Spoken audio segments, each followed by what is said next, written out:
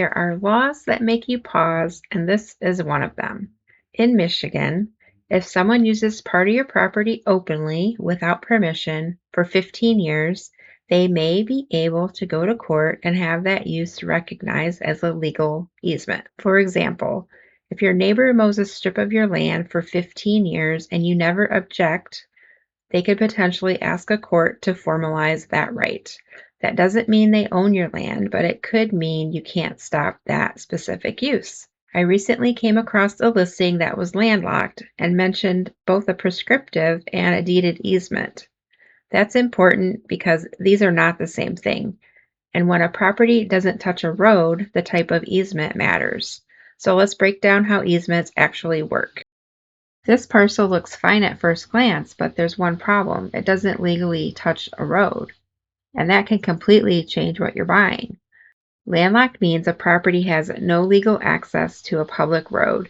You might be able to physically reach it, but you don't necessarily have the legal right to cross the land in front of it. An easement is a legal right to use someone else's land for a specific purpose. Most commonly, that's ingress and egress, simply the right to go in and out, usually for a driveway, trail, or private road. But ingress and egress doesn't always automatically include utilities, parking, or expansion. If utilities are allowed, the easement should specifically say so. This in every state, but the details can vary.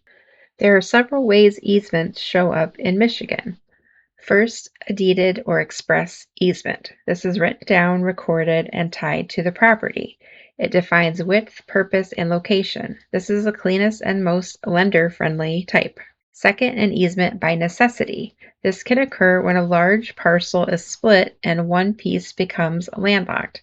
The law does not allow someone to knowingly create landlocked land, unusable land, so access may legally exist even if it's not recorded yet. Third, an implied easement.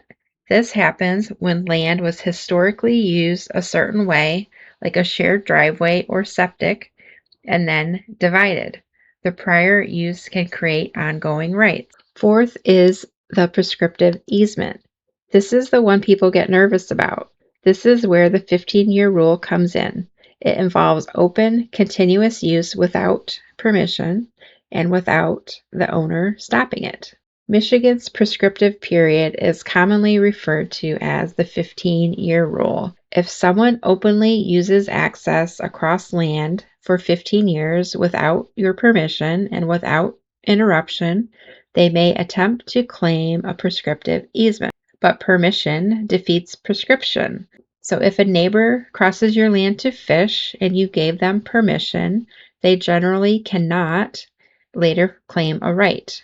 If you never gave them permission and you never stopped them, that's when risk increases. Now, this is different from adverse possession. Prescriptive easement is about use. Adverse possession is about ownership. Both can involve the 15-year rule in Michigan, but they are not the same thing. For example, if a neighbor builds a fence that is technically on your land, uses that strip as their own, and excludes you, and you never object for 15 years, they may attempt to claim ownership of that strip through adverse possession. In the Upper Peninsula, things get more complicated. If you've looked at UP land long enough, you've seen more landlocked parcels, more two tracks, and more seasonal roads than downstate. A lot of access is by permission, logging trails, ORV routes, or people have just always used it. Michigan law applies statewide, but the UP creates more situations where access depends on easements. So keep this in mind. Logging roads are often private property. A two-track does not equal legal access. Snowmobile trails are often seasonal agreements. They do not automatically create permanent rights. State land is public, but use is regulated. ORVs and snowmobiles are limited to designated routes. In the UP, trails feel permanent, while legally many are not. If land is posted with no trespassing signs, this shows the owner is objecting to use. Courts look at whether the owner tried to stop access. Posting helps protect your rights, but enforcement matters too. The DNR recommends posting roughly every 50 feet along property boundaries, and in many cases, they won't act on trespassing unless land is properly posted. Ask me how I know. How does someone gain rights under the 15-year rule? They must first use the land openly for a specific purpose, do so without your permission, and do so for 15 years without you stopping them. If you notice the use and do nothing, that's when risk builds. Before buying land in Michigan, especially in the UP, check these. Is there a recorded easement document? Does it appear on a survey? Is the width of the easement defined?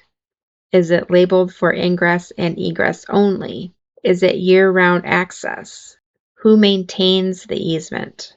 Does the parcel actually touch a public road? If access is prescriptive, is there proof of 15 years of continuous use? Has this been formalized and documented? Will the neighbor cooperate if it needs to be recorded? Is the easement location clearly defined? Are vehicles allowed? Is it crossing wetlands? Is the road seasonal? If financing, will a lender accept the access as documented? Access isn't about whether you can drive in today. It's about whether you can still drive in 10 years from now. Have you had any easement issues? I'd love to hear about it, and I hope you get out and find your forest.